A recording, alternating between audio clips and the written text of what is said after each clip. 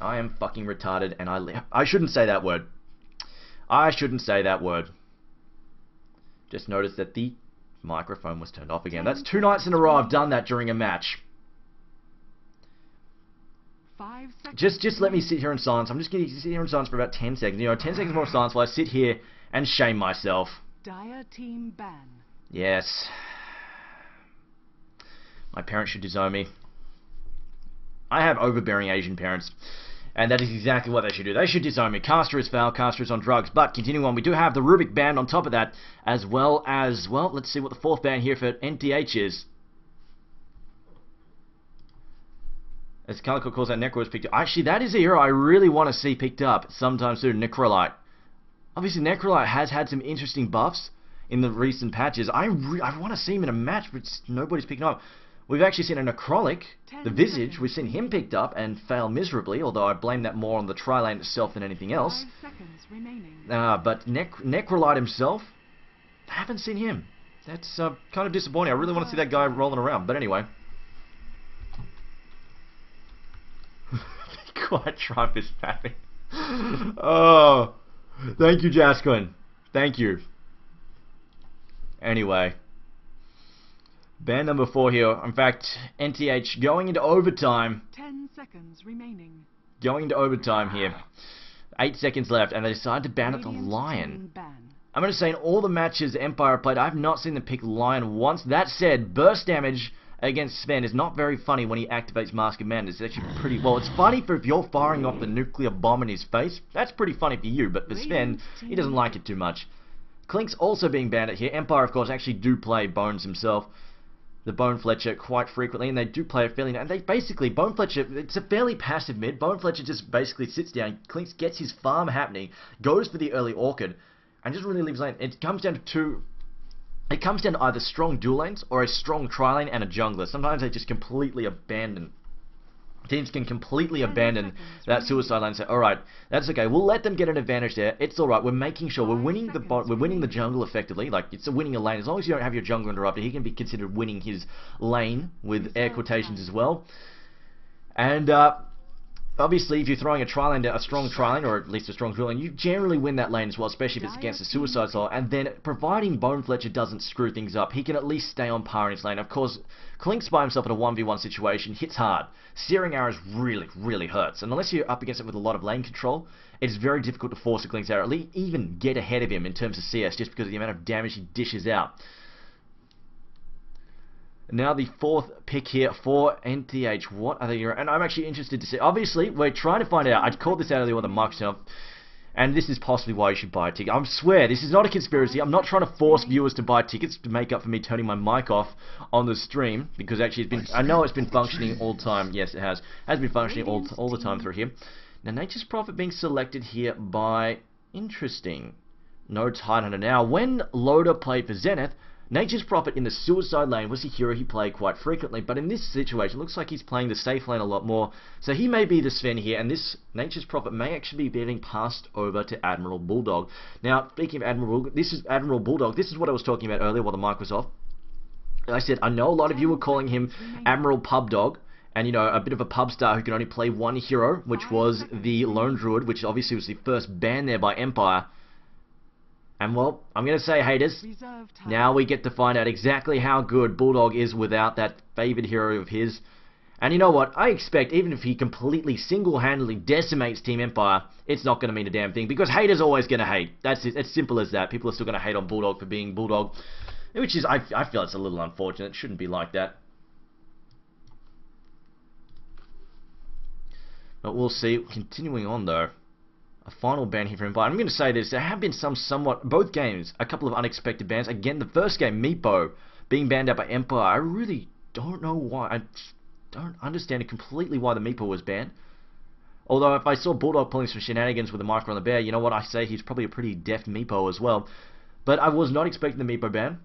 Nor was I really expecting the Lion ban. So I have not seen Lion banned months and months and months. In fact, I've never seen Lion. I don't think I've ever seen Lion banned in a million years. I've seen picked a couple of times in the Asian scene, but not really banned. No, not in the ban pool, generally speaking. So I'm still surprised as to why Lion is on there. Is basically on Empire's hit list. Invoker, though, the final pick by Empire. This to me, okay, what Empire have here, this screams A, offensive trialing, B, Batrider possibly jungling or soloing the safe lane, depends what he decides to get up to. And of course, you might say soloing the safe lane is really effective, but of course, Batrider, if he gets up to shenanigans with Firefly stacks and stuff, he can actually net himself a lot of money in the jungle if he decides just to go and stack creep camps, or if just pick up a couple of levels and then go and stack creep camps and just Firefly them down with sticky napalm. But what I think Empire are going to do here, we're going to see Undying, Jakiro, and Leshrac go to the hard lane.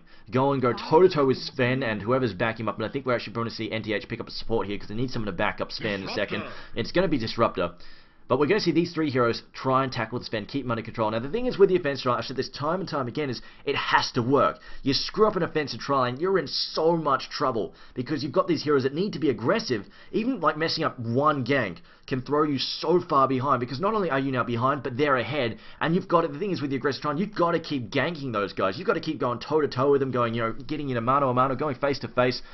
And it's just, when they've got a level on you, if they're level 5, you're level 3, or level 4 even, they've got a level 3 nuke, and or a level 3 stun, and you've only got a level 2, and that hurts. That really, really hurts. And it just becomes more and more of a compound problem. You go in again, maybe lose another hero, fall further behind. It just spirals out of control. And Invoker, and Exort Invoker in the mid lane, here's the safety net. When you've got the lockdown between Jakiro and Leshrac, and even the zombies as well, the slow is ridiculous, you've got the Sunstrike. That is just there to seal the deal. If you screw up, he's there to make sure you get the kill at the very least. As long as he lands the Sunstrike, obviously, and isn't dead because he's dying horribly in mid, that sort of deal. But that generally is the safety net to make sure the offensive trialing doesn't fail. Right, let me pull this up here. Alright, so, playing for Empire, we have Goblet playing Jakiro, SS playing Leshrac, Scandal, of course, Solon mid on Invoker, Below Your Brains playing Batrider, and Funnick on the Undying. And on the Dire side, we have Eternal Envy playing Disruptor, Aki playing Chen. Of course, follow Aki on Twitter, as you can see there in his name. He would like you to do that. It would be quite helpful. In fact, you should follow everybody you know from the Dota scene on Twitter. It helps us all, even the pro players. S4 on the Darkseer, Loda playing Sven, Admiral Bulldog playing, there we go, I called it, Admiral Bulldog playing the Nature's Prophet. Although it looks like, where is he headed to? Oh, is he actually going to be jungling instead straight away? No, okay, it looks like, no, those are laning items there, most likely. And Bulldog actually getting himself a pair of treants already. This is normal stuff, sends him out to scout. We'll send him one to each room just to check things out. In fact, he's actually already got a pair out there checking to see what's going on. And there we go, there's that offensive trial line setting up right now. Oh, Bynum, it was game 1 that Meepo was banned, not this game. It was game 1. Empire actually banned Meepo as their 4th or 3rd ban, which was definitely not stock standard stuff at all. Leshrac though, blocking was set. We see Envy checking out here. He's also got some counter wards there, so he can get those back. The question is, will Chen focus on pulling, or will he just handle it? Will just look after himself in the jungle. There we go. Creep ward thrown down there as well. They might even block. Sometimes when you're running a fence trial, somebody's like, you know what, you can block, go ahead, you can have that ward, now you can have that pull, you go and have that pull, and we'll go in there and steal it off you every single time you do it. So sometimes you'll see offensive trials, they don't actually bother to block, especially this one. This is actually something against an offensive trial, this is one as the defending team that you want to block, because obviously the Radiant side, they pull it out to the lane, and use that to give themselves the lane advantage. Now Sven moving down, double damage here on Disruptor. Disruptor now trying to actually plant a ward, I think, and actually getting beaten up by the creeps. And needs to be careful here. Here comes an Ice Path. Again, losing more health to those creeps. Not getting in range of Goblak though, so he's alright. But they can actually see him over there. And he's trying to de-ward here. Taking some more damage. Here comes Leshrac. Ice Path going to set him up there. Here comes the Split Earth. Catches him with the Split Earth. How he's about to disappear uphill. Can he get away? There's the kinetic field. Chen moves in to help him out, but it's not enough. The first blood goes there. Jakiro are going to take that. And unfortunately, Chen's first creep is a crappy Satyr Hellcaller. This is probably the worst creep to get for a Chen or even an Enchantress. I mean, the best combo is probably a pair of Dire Trolls or even Ursus. Ursus are so good, but here we go. Darkseer moving in. He's actually surging up Chen's creep of all thing with that Iron Shell, just trying to get him to burn down the Twin-Headed Dragon. Not going to happen, though. Scandal's here. Scandal, there we go. He's doing the Exort Invoker, as we expected. And we're Undying, though, being left to his own devices. Right now, though, 1v1 against Sven. Not too much of an issue. He can handle himself quite easily against it. He says 7-5, Sven 1-0. And in fact, it was the same way, game 1. Sven was actually not quite as high up as on terms of CS as his opponent, the Undying, was. Chen first forcing him back there. They will finally get their counter ward to work and actually clean up that map vision there. Meanwhile, bottom lane, Batrider obviously has a pretty big advantage against Nature's Prophet. We've actually seen Nature's Prophet in he's in a 1v1 situation against the heroes. Undying actually kills Sven pretty much by, in fact, not even Ice Path, and Undying somehow actually just solos him. I think Sven may have overestimated how tough he was.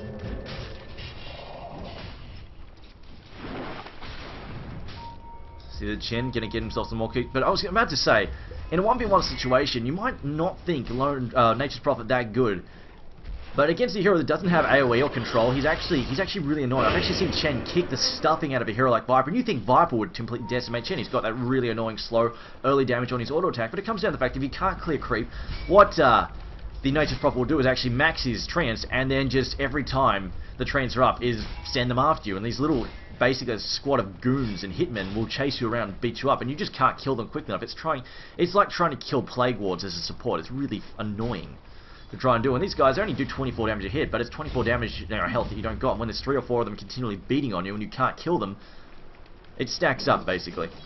But obviously Batrider, he can deal with it. All he has to do is Firefly and he can deal with them and just gets free money, so it's not something Bulldog can do here. And you see, obviously, the sticky napalm is just such a huge threat for Nature's Prophet as well. Even his Sprout is of no defense.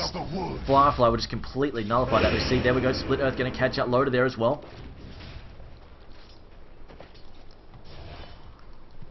And we go Aki.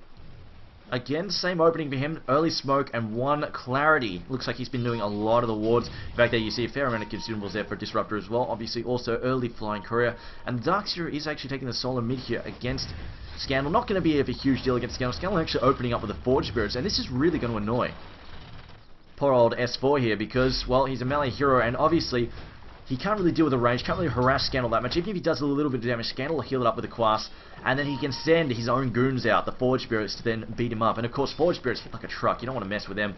Is that Shen's? I think that might actually, that looks like Shen's, that is actually Shen's neutral creep. Oh no, it's not, it's that camp there. But here we go, this is what I mean about not blocking this camp, because as the defense try, and if they don't have a good defending try, you just come in here, you steal it all. Easy as that, nuke it down. Say, you know what, thanks for the free jungle camp, I'll have that. And this try here, they've got definitely quite capable of stealing pulls.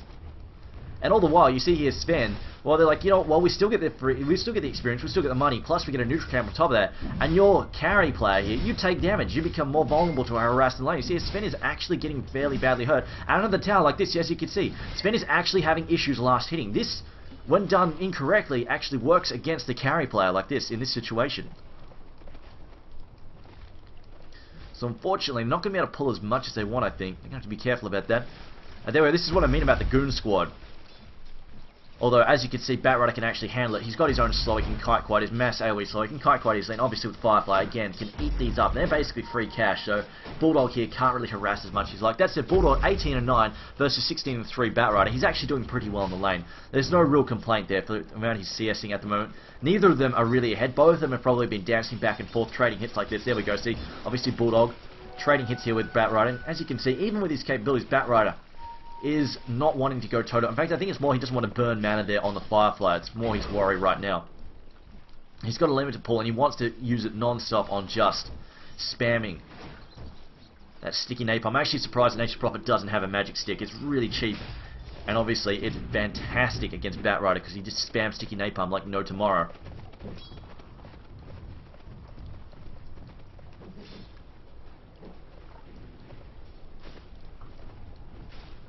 And there we go, they're looking, actually no, it's Chen, thinking about pulling, but again, see what I mean? As soon as they think about pulling, in fact, Goblin, actually, Godlike just comes in here and pulls it for them. This is what I mean, like, you don't really want to pull against these guys. As soon as you do it, see this ward here, this is specifically not to block, but to give them vision so they know when they're pulling, and they go, okay, you pull that for us, let's jack the creep wave. Let's jack your pull. Meanwhile, bottom lane, still struggling to do much there. Get a whole lot of things done down there, not really any action happening. There we go, Darkseer though, picking up an illusion, actually going to send that harassed Batrider most likely, shelling it up on the way. Meanwhile, in mid, Scandal. Now this is a bit of an issue I have. This lane could be a lot more aggressive. As you can see, there's the Sunstrikes. Well, you see all the damage doing 287.5 pure damage. That is nasty stuff, but they're not really being that aggressive.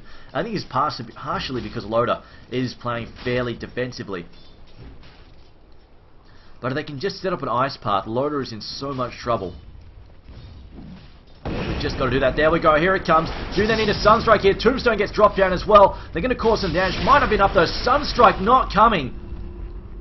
I think Scandal possibly not paying attention there, as apparently they're just going to let SS dive under the tower. Funnick, though, not taking advantage. Creepwave is going to tank for him. They throw a Decay over the trees there, and can they get this kill? Ice Path's going to catch it loaded. There's the kill. Seal the deal. And a potion being popped up by Funnick at the same time. Apparently there was a Sunstrike shot out, but it wasn't at the top lane. I actually have no idea where that Sunstrike... That explains why Invoker didn't toss the Sunstrike top lane. He'd already burned it on someone else. This is what I mean. This kind of aggressive try, it needs to get kills. And in this case, it's succeeding. Or that or an early tower. That can also work out. In fact, they might even get both here. They've got one kill. A couple if you count the first blood. And there we go. Sven has returned now. Has also hit his level 6. See there, though, the issue is, of course, it is the cost of their support levels. That said, Disruptor also not getting much as well. Chen also surprisingly low down as well. I expected. He looks like he hasn't really been farming all that well. So here a bit of a clash. Ice Path goes out. Connect. Wall catches somebody as well. Sunstrike will get the kill there. Now Twin-Headed Dragon back up. And there we go. The Cold Snap and Edict working their magic there on Envy. Envy having not a chance. Chen's creep also being swept up as well. A stun there from SS. SS though now Adamanta has nothing to offer. Scandal now switching. What's he picked up? He's picked up Ghost Walk so he can get away if necessary. However, Ironshell might do the damage. There's Nature's Wrath as well. This is going to hurt. Scandal will take a fall there, but they get the revenge kill on S4. And all round, a fairly messy clash. Then Empire, I think, still coming out on top. Bulldog, on the other hand, is he going for Treads? We'll see. Or that could be a Midas. Bulldog could still be doing a Midas at this point in time. We saw him go for the early Midas there on his Lone Druid as well. Chen now getting some more creep. You see that Chen feeling rather povo at the moment. Has got a Tango and Boots and that's it. Still needs his level 6. He's level 3 still. That's Chen definitely really needs to catch up. In fact, level 3 at this point in time, not fantastic. We'll bring up the GPM there. 346 there. The Darkseer lead the way, but some Radiant Heroes catching up quite nice. And there we go, in fact. Invoker going to take over for a second.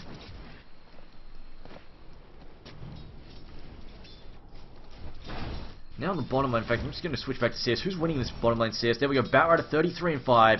Nature's Prophet 38 and 13. I think he's just been last hitting really. I think Batrider has just been reluctant to use his Firefly in this lane. It just comes down to the fact that if he's not using his Firefly in the lane that much, then Nature's Prophet is probably just, he's got 3 in Nature's Call. He's probably just been using Trance to help him last hit. But you swing all at once, it's a lot of extra damage to your attack, provided you time it right. Denied. Especially Batrider not spamming. I've noticed Batrider's not really spamming all that much either.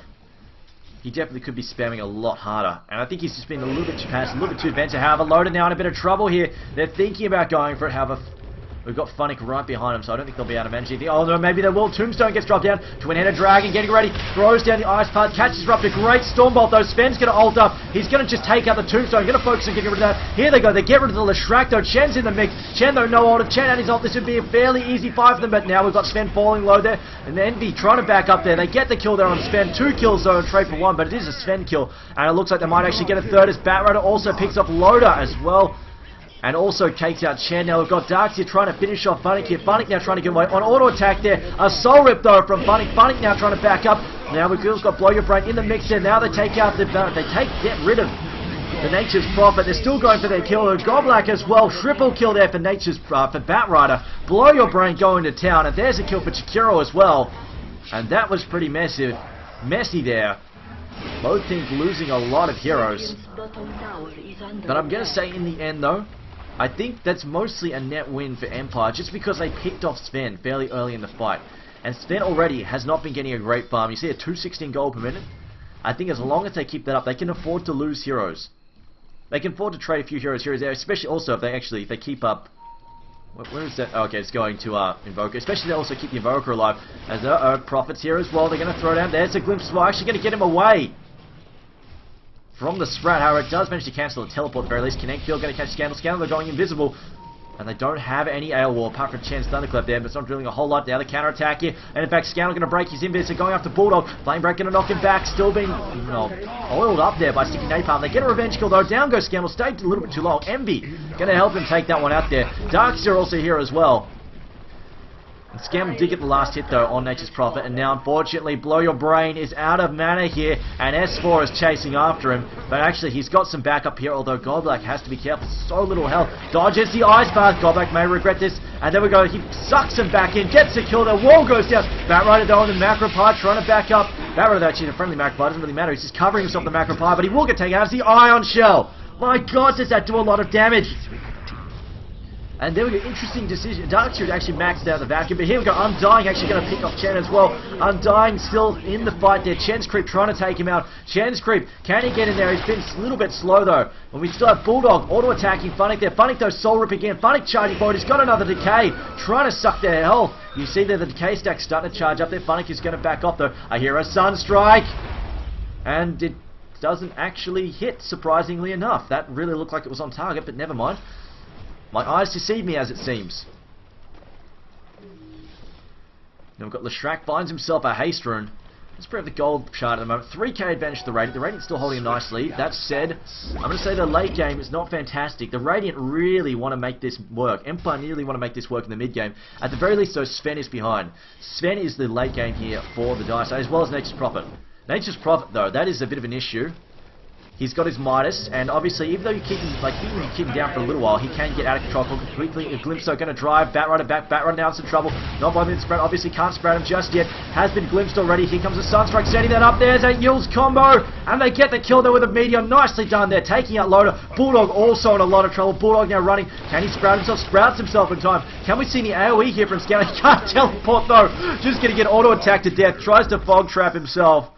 But it doesn't happen in the end. They get rid of 3 there, and again Empire pick up a whole bunch more kills. S4 trying to get some response there. Some kind of response, but not going to happen. He's going to be forced to back off. And now that Scandal has a Yule's done, my god, his combo is scary. The Sunstrike, Yule's, Chaos Meteor, throwing a deafening and you get wrecked. Easy as that. There we go, Darkseid popping his Soul Ring, thinking about going for a fight. I don't think he can really take out Batrider though. Batrider is just going to Firefly and run for his life. Meanwhile, top lane, Blink Dagger being purchased by Batrider. He has actually picked up enough cash here. Chen's Creep about to get fed there to somebody. He's trying to block Goblin there. Godblack though, going to get caught out here. Here comes the Thunderclap in 1 second. Tombstone gets dropped down. Sven is here as well. Ice Path, Sunstrike as well.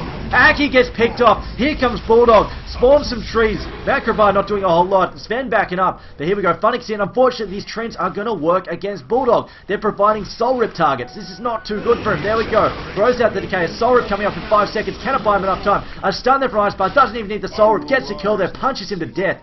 Mike Tyson style. And now we've got Scandal also rolling back to the mid lane. We've got, Loader back over here, decided not to pursue. Still has God Strength up as well. S4 unable to come to the rescue. A little bit light on mana there. Unfortunately went for Tranquil Boots instead. And Sven, definitely. I think his mobility is hurting him here. He just cannot close the gap with anyone. Once his this is the issue, I think. Tombstone pops up, and suddenly Sven has exactly one target, the Tombstone. He can't catch anybody else. Because the Tombstone pops up, and now suddenly it's slowing him so much. And he's already not that speedy until he gets, unless he has some health, he's not that quick. Even with the Walker, I think, what, there you go, 12% boost there, and now he's going to charge forward. You see that, he has time to throw out a turn and throw an Ice Path before he can do anything. Even the stun's not that great, but the vacuum back here we go. Darkseid going to help him out. Darkseid moving in, he's got the Iron Shoulder. They get the first kill. Undying, they're still in the mix. They've got to watch out though, as Twin-Headed Dragon is dead though, but it looks like they're going to cheap charge in. The Iron Shoulder doing a lot of damage there. To Funnick though, here we go, Bulldog's going to try and fog block himself, but you see the zombies there, teleport out there, going to escape. Scandal though gets a dominating streak there as he picks off, who was that? Dark's here, a glimpse back there, SS gets dragged back, but they get the Sunstrike kill. They pick off Aki again, and they're going so far. It's a final insult, kill Chen's Creep and go, you know what, spend another 30 seconds to a minute and a half finding a creep in the jungle, Chen. You get nothing. Meanwhile, Bulldog has realised he can't do anything there, and he's just going to go back to mid and push. But this is the issue I have. Even with a lot of spam, Invoker doesn't scale that well into late game. Once you see some BKBs getting popped out, Invoker a lot less useful. I'm just going to say Invoker a lot less useful. Batrider, of course, is great, but Invoker, Leshrac, Twin-Headed Dragon, all these guys, they drop in usefulness. So if we see Nature's Prophet get his first item, if they hold on for long enough to get their first item, and even a BKB, throw a BKB in there, and maybe a damage item for Sven, like a Mask of Madness, even just a Mask of Madness for Sven, a BKB, then if Nature's Prophet can find himself a BKB and a Hex in there or something, a Hex or even a Desolator, something cheap like a Maelstrom, Well, I think we'll see these things, they'll suddenly look a lot less rosy here for Empire. They do not like BKBs, and they're definitely reliant on their mid-game. As well as the fact Leshrac is not getting Leshrac is not getting dominating amounts of farm. Leshrac is getting huge amounts of farm. This will be different. There's a glimpse though, going to drag Batrun all the way back. It's going to buy time, although unfortunately Kinetic Field thrown out there by Disruptor. He's going to hold off the Radiant team, and will buy time for S4 to jump back there. Decay's being thrown in the mix though. There's a nuke there from Disruptor as well. But this is going to farm these zombies up a little bit. In fact, that tombstone there going to get cleaned up in a second. And now they'll lose the tower, but as long as they hold on, I really feel like NTH could even afford to lose a rank here. If they lose the mid ranks, I don't think it's over. Especially with Prophet's global ability. See here, he's threatening to say this is Nature's Jerk, alright. I just call this guy Nature's Jerk just because he has his global presence. No matter when you're trying to push, you're trying to do something important, push a lane, take down a tower, that sort of stuff. What is Nature's Jerk doing? Counter push. He's like, you know what, I can't fight you. I'm gonna be a little pansy, and I'm just gonna go away and start a fight somewhere else. I'm gonna run. And that's exactly what he does. The counter push. So annoying. And that kind of stuff, as long as if Bulldog keeps stalling like this, and just buys himself and his teammates, particularly Sven, a little bit of time, things are going to get messy. I really feel Empire, the shine is going to start to wear off for them, because their mid-game is where they want to win. So people calling GG Stomp already, it's not over. Obviously, you know, there is a pretty good advantage. It's 5k lead here at the moment, goal-wise, for Empire, which is a pretty respectable lead at about 18 minutes in. Experience-wise, they hold 4k experience lead. Again, pretty respectable. But it's not. We're not looking at, like, you know, some of those games where it's 20 minutes in and like a team is 15,000 goal behind. I literally mean, we've seen games like that. Those are really one-sided matches. I mean, those are alright, GG now and go out. But this, it's not insurmountable. It's annoying. It's definitely a deficit. Their lineup is definitely weaker at this point in time. Their items are crap at this point in time, but they're not out. This can definitely be turned around, especially if Empire screw things up. And we saw Empire make a big mistake in Game 1 that led to them losing Iraqs. So do not count out NTH at this point in time. It could still be well anybody's day. They've got 2 towers down here, which is nice. They've lost a lot of their own. They've lost 4 towers, but they've taken 2 in return at the very least. Their global pressure this game has not, like, their counter push hasn't been that great this game. Their counter push in Game 1 was a lot better. But that said, I don't think they're focusing as much on their counter push this game, because their team fight is not, it's not as huge a wombo combo as Game 1 from Empire. And Empire's Game 1, it was just blatantly obvious. It was like, you know, it was pretty much, you know, the combo was just, you know, in there, in your face, just slapping around going, you know what, I'm a combo, pay attention to me. It was very obvious what they were trying to plan, and obviously NTH played around it. In this case, they have been doing a little bit of counter push, and of course, they can do the opportunistic counter push with Prophet. It's what he does, it's his speciality. Uproot and after them. Meanwhile, though, pressure back on mid, and there we go. See Darkseid just grabbing up what farm he can, also just going to stay here, and they're going to decide whether or not they need him back. And of course, Wall as well can help turn fights around, or at least stall fights for quite some time. See Sven even, I don't know about that. If the pressure was put on now, that's a very, look at Sven's cooldown on stun. What is that? 15 seconds. That is a nightmare of a cooldown on stun, really. That is a really big cooldown. I don't think you can afford to throw that out. 15 seconds is a very long time in team fights. Team fights can be over in 5 to 10 seconds. And now I think Bulldog going to regret doing that. Sunstrike just going to pin him down here with the lasso. And yeah, there's no way he's getting away from that one. Unfortunately, he should have been the hell out of there as soon as he saw the teleport in. Unfortunately, as he gets picked off there, can he buy back? Oh, he can't buy back either. This is going to hurt indeed. And meanwhile, now Empire know they've got a shot here. But like I said, even 1 Rax is not game over. And there we go, they're just going to throw the ice path in. Kinetic Field, this is not to trap, this is mostly just to block him on the low ground, try and keep him away from town by time. It's only 20 seconds on Nature's Prophet popping back up. They can hold this still, especially Darkseid still has wall. Chen going to pop the tornadoes, we're just going to try and drive him back. They really want to get rid of this tombstone though if they can. Another tornado, 2 tornadoes in fact. They do actually kill one of the Wildcats, but here's the second one getting thrown in. They don't have any more glyphs left though, they need to put the pressure on now. Prophet up in 5 seconds, however, Wombo combo! All those spells from Vodka, burning all of his spells. I think it was a combo. It was what, Yule's Deafening Blast, Yule's Deafening Blast, Chaos Meteor, as well as a Sunstrike. 3 invocations and an item to shut him down. That's definitely a very good pick-off, but they buy back immediately. Darkseid is back in the mix, and I think a worthwhile buyback. Darkseid's already got his primary item, which is the mech. He's already picked that up, so he's got the extra survivability for his team. Obviously taking up the slack for Chen. Chen will get the pipe instead.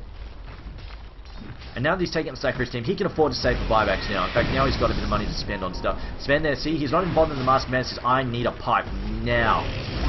And then we're going to vacuum the wall, and nicely done. There's this done. And the kinetic field and the storm there from the Disruptor. Going to bring down the twin-headed dragon. They pick up a kill, but here comes Undying. Can they take him out? Soul Rip in there. Bulldog force-staffing away. Can he escape? His surge stuff. One last auto. No, he escapes.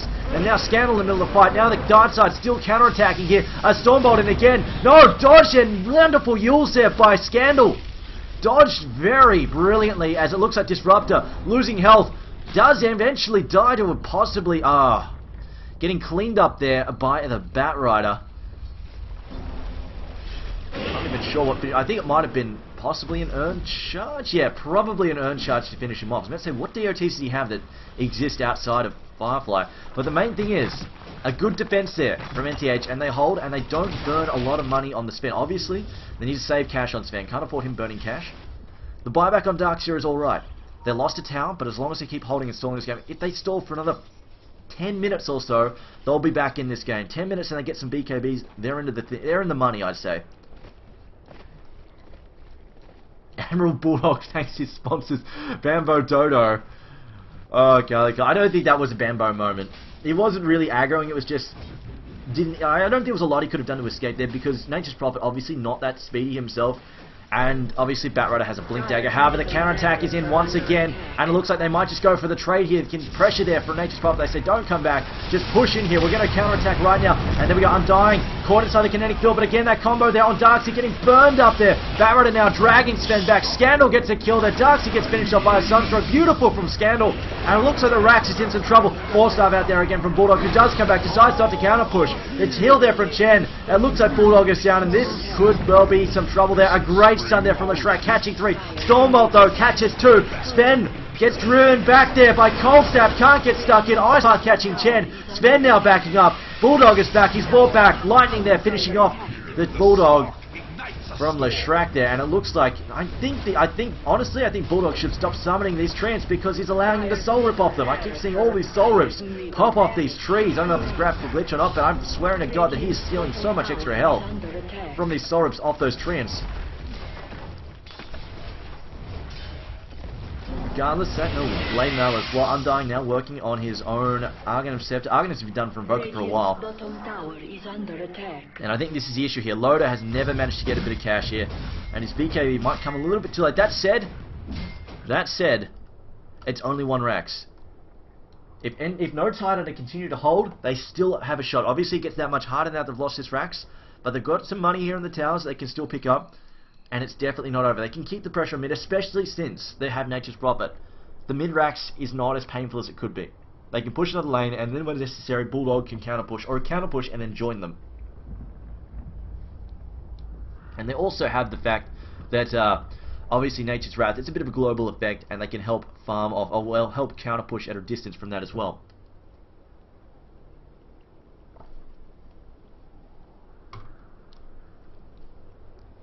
It looks like the reconnect is back, Funnick is back. And the question, I'm mostly questioning, when are Empire going to go after Roshan? Because they definitely have the opportunity to, especially now that No Tidehunter have to focus on their own base as well. Let's check out Leshrac picking up a few bits and pieces there. Mostly just some health and mana boosters. Batrider with his Blink Dagger. Could do with a 4-star at some point. Twin-Head Dragon drives endurance, stock standard supportive stuff. This is only 24 minutes in. And unfortunately, Nature's Prophet, not the best of items either. Has not managed to ramp up that goal. It's gone up, but not as much as he'd hoped, I think. He really does need to continue to pick it up. But if you can get those core little items, maybe they've got a shot at this. We'll see.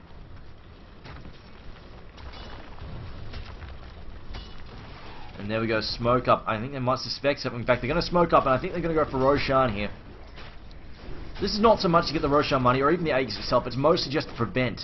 They realise that if Empire get the Aegis right about now, they're in so much trouble. So they say, you know what, let's just get in here, neutralise Roshan, neutralise the threat from Roshan, and get rid of it. See there, they want to get rid of this as quickly as possible before Empire suspects it. Empire, they're seeing these towers and going, that's a juicy target, let's clean that up. Batrider being Illusion being sent to scout things out, actually looking for targets behind them, not realising, just bypassing them over there. But he's mostly just checking to see if anything's sweeping in through here. And now they know where they are too. No Tidehunter though, quick to skedaddle and get out of there. Making sure they're not countering. Learning their lesson quite quickly from game number 1. That game number 1, the biggest loss, team fight loss there, was getting caught up inside that pit with that macro fire and Song of the Siren. Not nice stuff at all. But here we go. No Tidehunter, they're going to counter push here. Sven doesn't have his ult for a good 30 seconds, and I don't know if he's going to have time to get his ult up before the second clash. Meanwhile, the counter push here in the bottom lane is pretty strong here. They're going to go for a second Rax here in Empire. Now they can deal with 1 Rax down, but 2 Rax is just going to hurt. They really need to keep this one up. If they lose this one, it's going to be, I'm going to say, most likely a GG if they lose this Rax. They definitely want to hold this one in there.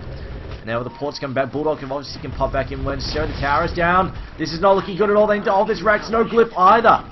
Internal Envy's coming in. I think he's got nothing glyph, so there's the vacuum. They get the disruptor ult down there. Phonic also getting caught up on the wall there. Kinetic field catching him out. I hear the Batrider catching out Sven. Sven's got all up in 1 second, gets hit by Yulk. Here comes a combo from Scandal. Misses though. Sven's still up. Sven chasing after him, but he can't cover the ground. The zombies are too much. Zombies, man of the match. Sven can't do a damn thing. Never even got to swing his sword. The second melee Rax goes down, gets caught out on an ice path. Cold snap as well. Split earth, and Sven gets dropped 2 times in a row. Pop and drop. Nothing he can do there at all. Tombstone too strong. Simple as that. Zombie play way too much. I suppose Sven, the guy you don't want in the zombie apocalypse, he seems to really suck at killing zombies. Anyway, guys, Empire proving to be way too tough this match. And this time round, I think it just came from the fact that they focused less. They focused less on getting the farm on a hero like the Naga Siren last match, and they just focused on being aggressive, took early towers, put pressure on, set up ganks, forced team fights, took more towers. And in game number 1, it's just, they did not put on this level of pressure. And I think that's why they ended up paying for it this time round. Unfortunately, Empire couldn't do a whole lot about it. And there we go. So, we'll be moving into Game 3 very shortly. Keep in mind, we'll have a 5-minute break. We'll move into Game 3, but stay tuned. Now it's Empire versus No Tidehunter. Can Empire seal the deal, or will No Tidehunter cause a very big upset, I would say? Obviously, Empire, a very well-respected CIS team at the moment. But anyway, guys, stay tuned. Game number 3 coming up quite soon.